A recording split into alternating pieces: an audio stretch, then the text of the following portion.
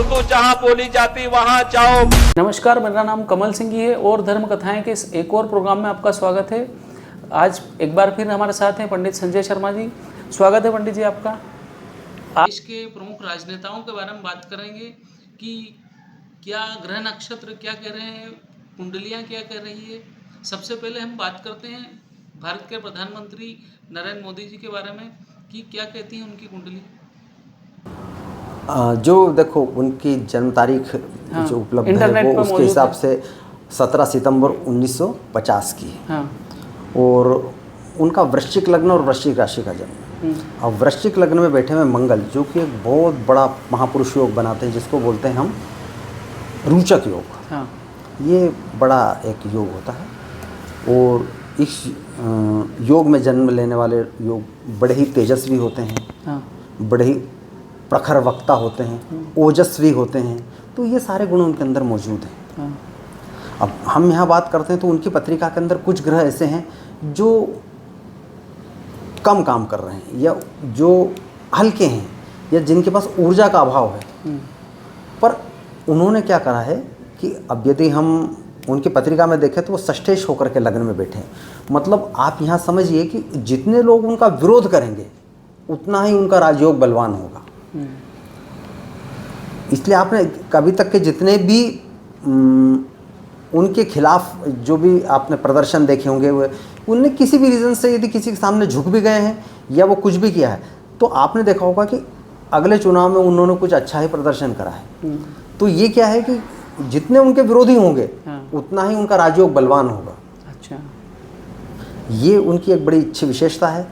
इसके अलावा अब उनको जो दशाएं चल रही है वो उस राजयोगकारी रोचक योग के मंगल की ही दशा चल रही है और ये अभी उनको ये दशाएं और चलनी है जो 2027 के दिसंबर तक चलेगी। तो इस परिस्थिति के अंदर क्या है कि ये मंगल अभी उनको और ऊंचाइयाँ देंगे।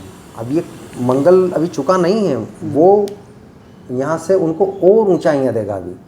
और ये 2027 के तक, हाँ इसके बाद वो हो सकता है अपनी मर्जी से चाहे तो वो कर दें या कुछ ऐसी जगह पे जाकर के बैठ जाए जहाँ से वो अकेले ही कुछ कर सकें, लोगों का उनको थोड़ा सा कम बोलेना पड़े। हो सकता है कि आपको कुछ दिनों में देखने को मिले कि राष्ट्रपति के अधिकारों में वृद्धि हो गई है।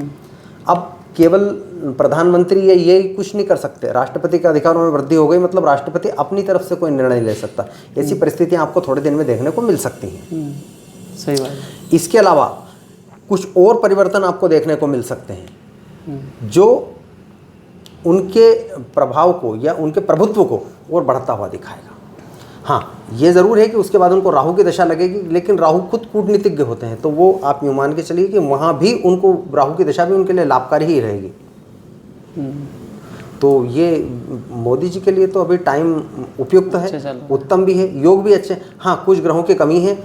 तो यदि हम उनके ऊर्जा स्तर की बात करें तो ऊर्जा स्तर में उनके सारे ग्रह बराबर काम कर रहे हैं। मतलब सभी करीब 70% से लेकर के तो 100% तक जा रहे हैं। तो आप ये समझ सकते हैं कि उनका ऊर्जा स्तर बहुत बढ़ा हुआ है और इस ऊर्जा स्तर के कारण वो लोगों के सामने जाते हैं और अपने प्रभाव को छोड़ के आते हैं।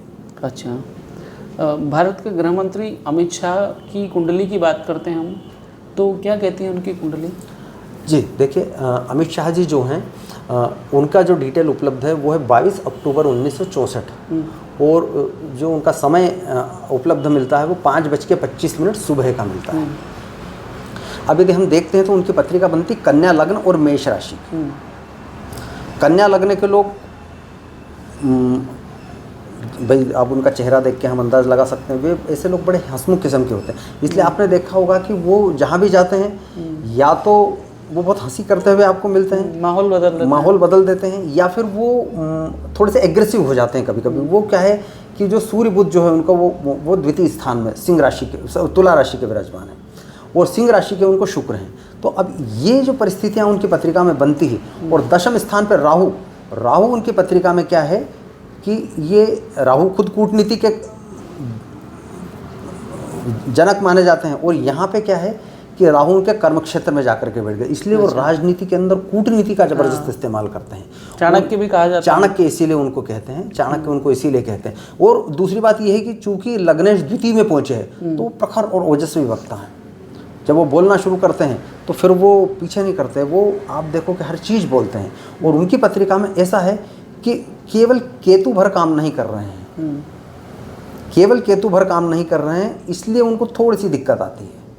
बाकी आप मान के चले कि उनकी पत्रिका में सारे ग्रह काम कर रहे हैं। गुरु थोड़े से हल्के जरूर हैं उनकी पत्रिका में, और गुरु के हल्के होने के कारण क्या होता है कि कभी कभी उनको ट्रेवलिंग थोड़ी सी ज़्यादा करनी पड़ती है, यात्राएं थोड़ी सी ज़्यादा हो जाती हैं, पर फिर भी ये पत्रिका श्रेष्ठ है कि वो समय भी अच्छा है, और अभी उनको गुरु का ही समय चल रहा है, क्योंकि सप्तमेश भाग्य में जाकर के बैठे हैं, और इनको जितने भी बदलाव हुए हैं वो इनके विवाह के बाद ही हुए हैं। अच्छा।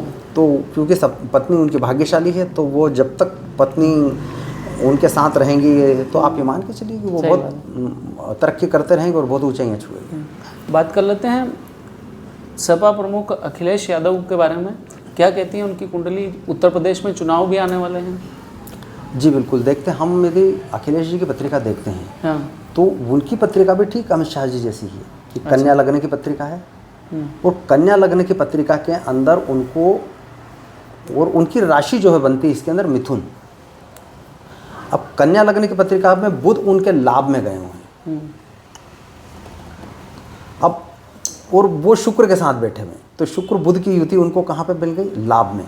तो आप उनकी बातचीत की शैली और जो उनकी ओजस्वी, मतलब जिस इस प्रकार के ओजस्वी वक्ता हैं वो, आप देखते हैं कि वो कभी भी सभा को बिल्कुल एकदम मुग्ध कर देते हैं। हाँ। कि जैसे जब वो बोलना शुरू करते हैं तो लोगों को बड़े ही ध्यान से सुनते हैं। ये उनके पास विशेष थी। हाँ, एक चीज़ उनकी ज़रूर कमी थी कि उनकी पत्रिका में 4 ग्रह की युति एक दशम स्थान में बनती है, उसमें थोड़े से शनि महाराज थोड़े से हल्के पड़ रहे हैं, और वो सूर्य शनि की युति है। तो इस वजह से एक समय था जब हमने उनके पिता पुत्र में थोड़े से मतभेद सुने थे, और चूंकि वो उस टाइम पे दशा भी केतु की चल रही थी, और केतु की दशा में ही उनके हाथ से सत्ता गई थी, अन्यथा उनकी पत्रिका में योग बहुत ज़बरदस्त थे। यदि वो केतु की दशा नहीं होते हुए उनको शुक्र की दशा तब लग गई होती तो वो आज भी उत्तर प्रदेश। अब आगे चुनाव आने वाले हैं, क्या कहता है भाग्य उनका? उनकी दशाएं बहुत अच्छी चल रही। अच्छा। हाँ, उनके प्रदर्शन में निरंतर सुधार होगा। अच्छा। और ये आप देख चुके हैं 2024 के लोकसभा चुनाव में। अच्छा। उन्होंने अपने प्रदर्शन को बहुत बेहतर किया है। तो क्या सरकार बन सकती है क्या समाजवादी पार्टी की उत्तर प्रदेश में? देखो, समाजवादी पार्टी की सरकार बनने में कोई दिक्कत नहीं है, लेकिन सबसे बड़ी समस्या क्या होती है कि आपके साथ कौन है। अच्छा भाई, यदि अखिलेश यादव अकेले चुनाव लड़ेंगे तो आप ये मान के चलना कि वो बहुत अच्छा प्रदर्शन करेंगे, लेकिन यदि वो किसी के साथ जुड़ते हैं तो किसके साथ जुड़ते हैं ये उस पर निर्भर करता है कि वो प्रदर्शन कैसा रहेगा। भाई, वो गठन अपना किसके साथ बनाते हैं? भाई, उत्तर प्रदेश में काफ़ी सारे दल हैं, अब वो अपना गठबंधन किसके साथ करते हैं ये उस पर निर्भर करता है कि वो कितने आगे तक जाएंगे। अन्यथा उनकी पत्रिका में दशाएं बहुत अच्छी चल रही है, योग बड़े अच्छे बन रहे हैं, तो उनको मतलब ऐसा नहीं है कि दोबारा वो मुख्यमंत्री नहीं बन सकते, वो अवश्य बन सकते हैं। अखिलेश यादव की ऊर्जा कैसी चल है अभी? देखो, उनकी ऊर्जा की तरफ यदि हम चलते हैं तो उनकी ऊर्जा में ज़रूर थोड़ी सी कमी आती है। तो जो ऊर्जा की कमी है ये इनके इन ग्रहों में थोड़ी सी न्यूनता लेकर के आती है। अच्छा। यदि वो देखिए, मतलब धर्म प्रार्थना या इस लाइन में जाते हैं, या यदि वो किसी धार्मिक कार्य करते हैं, जी बिल्कुल, और यदि किसी योग्य ज्योतिषी की सलाह लेकर के यदि वो कोई रत्न धारण करते हैं तो ये उनकी ऊर्जा को बराबर करेगा, और बराबर करने के बाद वो इसके अंदर उनको तरक्की दिलवाएगा कि जो उनका कर्म क्षेत्र है या जो उनका राजनीति वाला कर्म क्षेत्र है इसके अंदर उनको बहुत तरक्की दिलवाएगा। अब बात कर लेते हैं मुख्यमंत्री योगी आदित्यनाथ की, क्या कहती है उनकी कुंडली? योगी आदित्यनाथ जी का जो डेटा हमारे पास उपलब्ध है वो 5 जून 1972 का है। अब समय में इनका थोड़ा सा वो था जो हमको उपलब्ध मिला है, वो चूँकि जो इनके मुख्यमंत्री बनने की भविष्यवाणी जब हमने की थी, आपके चैनल पे करी थी, वो एक लेख लिखा था, तो वो आपने देखा होगा कि उस समय पे हमने इनको इस सिंह लग्न से ही इनकी पत्रिका बनाई थी, और अभी भी इनकी सिंह लग्न की पत्रिका हमारे पास वही उपलब्ध है। कोई इनके डेटा में कोई चेंज नहीं आया है कि भाई किसी अन्य व्यक्ति ने इनको देख के बताया हो कि नहीं इनका समय तो ये है, तो हम उसी के हिसाब से चल रहे हैं। इनके देखो, इनकी पत्रिका के अंदर यदि हम सिंह लग्न की पत्रिका देखते हैं तो दशम में सूर्य शनि जरूर बैठे हुए हैं, जो इन्होंने अपने माता पिता को छोड़ करके ये शुरू से ही जो है संन्यास वाली लाइन पे आ गए हैं। हाँ, इनकी पत्रिका में काफ़ी अच्छी चीज़ें हैं, जैसे कि केतु इनके जो है 12वें स्थान पे है, जो मोक्ष कारक है, और इनको ये मोक्ष वाली लाइन जिसको हम बोलते हैं संन्यास वाली लाइन, ये इसके अंदर इनको बहुत सफलता देता है, और वो इनको सफलता मिली भी है। ये किसी से छुपी हुई नहीं है। यदि इसको मैं बोल रहा हूँ आपको ऐसा लग रहा तो नहीं, इनको सफलता अपने मेहनत और अपनी कर्म की वजह से मिली है। इसके अलावा इनकी इसमें ग्रह बहुत सारे काम नहीं कर रहे हैं, परंतु जो इनके योग हैं, कुछ योग ऐसे हैं जैसे सूर्य शनि की युति होना, लग्नेश का दशम स्थान में बैठना और सप्तमेश से उसने युगल करना, बुध का कर्म में आकर के बैठ जाना, ये इनको एक एडमिनिस्ट्रेटर बहुत अच्छा बनाती है कि ये किसी भी प्रशासनिक क्षमता को इनकी दर्शाता है। हाँ, ये जो इनकी शैली है बातचीत की, एकदम एग्रेसिव जो शैली है, वो मंगल के कारण है और सिंह लगने के कारण है, कि जिसके कारण से ये लोगों को अपने जो ओजस्वी शैली है उसके कारण लोगों को मुग्ध कर लेते हैं, प्रभावित कर लेते हैं। ऊर्जा का स्तर बहुत उत्तम है। इन्होंने जो संन्यास के कारण जो मंत्र जाप किया है उस वजह से इनकी ऊर्जा का स्तर बहुत अच्छा है, एकदम श्रेष्ठ है। हम इसको बोलेंगे कि इनका ऊर्जा का स्तर मोदी जी से भी श्रेष्ठ है। इतने सारे ग्रह काम नहीं कर रहे हैं, लेकिन इन्होंने अपनी ऊर्जा के स्तर से उन सब को सामान्य बना के रखा। हाँ, पूरा नाम लेके बताइए। योगी आदित्यनाथ जी ने अपनी ऊर्जा के स्तर को पूरी तरह से सामान्य बना के रखा हुआ, और बल्कि उच्च स्तर पे लेकर के गए हैं। ये किससे? अपने साधना से। और ये साधना जो है उनकी, ये उनको और ऊंचाइयों पे लेके जाएगी। अभी हो सकता है आप थोड़े दिन में देखेंगे, हो सकता है चुनाव से पहले कि योगी आदित्यनाथ को केंद्र में बुलाया जाए और उन्हें कहीं नई जिम्मेदारी दी जाए। हो सकता है कि आप अगला देखें कि अगला चुनाव जो है वो योगी आदित्यनाथ के नेतृत्व में तो लड़ा जाए, या हो सकता है कि उनके नेतृत्व में वो चुनाव न लड़ा जाए, किसी और के नेतृत्व में भी लड़ा जाए। लेकिन यहाँ पे यदि उनके नेतृत्व में, योगी आदित्यनाथ जी के नेतृत्व में यदि चुनाव लड़ा जाता है तो भी उनका प्रदर्शन बेहतर रहने की उम्मीद है। और यदि उनको वहाँ बुला लिया जाता है केंद्र में, तो वो वहाँ पे एक नई जिम्मेदारी को भी बहुत सफलतापूर्वक। अच्छा, सही है। अब बात कर लेते हैं राहुल गांधी के बारे में। क्या कहती है उनकी कुंडली और उनकी एनर्जी कैसी क्या है? जी बिल्कुल। तो ये राहुल गांधी जी का जो डेटा हमारे पास उपलब्ध है 18 जून 1970 का है। रात को 9:52 इनका जन्म स्थान उपलब्ध मिलता है ना। ये इस हिसाब से इनकी पत्रिका बनती मकर लग्न की, और मकर लग्न और वृश्चिक राशि की पत्रिका बनती है। अब मकर लग्न है, मकर लग्न के लोग आप देखते हैं उनकी जो जीवटता देखते हैं कि राहुल गांधी किसी भी मुद्दे को में किस स्तर के साथ जुड़ते हैं। आप यदि ये देखते हैं तो आपको लगता है कि उनकी संघर्ष करने की क्षमता कितनी प्रबल है।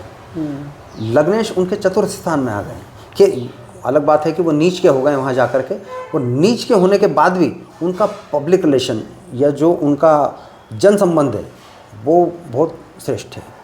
जो लोग उनको पसंद करते हैं वो आज भी उन्हीं को पसंद करते हैं, उनसे अलग नहीं हटते हो। ये उनकी खास विशेषता है। राहुल गांधी में एक और चीज़ है कि जो उनकी बातचीत की शैली है वो उनकी थोड़ी सी कभी कभी अलग हो जाती है। मतलब किसी मुद्दे को लेकर के वो कभी दो तरीके की बात भी बोल देते हैं। तो यहाँ बस केवल यदि वो इस पे फोकस करें कि वो एक बात बोले, तो यदि राहुल गांधी यदि एक बात बोले और उसी पे अटल रहें तो ये बहुत अच्छे ओजस्वी वक्ता हैं। इनकी एनर्जी क्या कहती है? इनकी एनर्जी में थोड़ी सी कमी है क्योंकि थोड़े से गुरु इनके वो आ रहे हैं, जबकि इनकी दशाएं बहुत अच्छी चल रही है। अच्छा, दशाएं बहुत अच्छी चल रही है। और आगे ये कुछ सफलता के योग है इनकी पार्टी क्या? मैं बहुत बड़ी सफलता के बारे में तो नहीं बोलता, लेकिन हाँ इनको सफलता ज़रूर मिलेगी। लेकिन इनकी ऊर्जा का स्तर थोड़ा सा कम है और इनके ऊपर एक थोड़ी सी नकारात्मक ऊर्जा भी आ रही है। इनको थोड़ा सा उस पर ध्यान रखना चाहिए कि जो राहुल गांधी के ऊपर एक नकारात्मक ऊर्जा का प्रभाव है ये उसको किसी तरीके से हटाने का प्रयास करें और अपने साथ पॉजिटिव जो एक सकारात्मक ऊर्जा के साथ यदि लोगों के बीच में जाएंगे तो ये बहुत अच्छा नाम कर सकते हैं। अच्छा, बहुत अच्छी जानकारी दी पंडित जी आपने, धन्यवाद।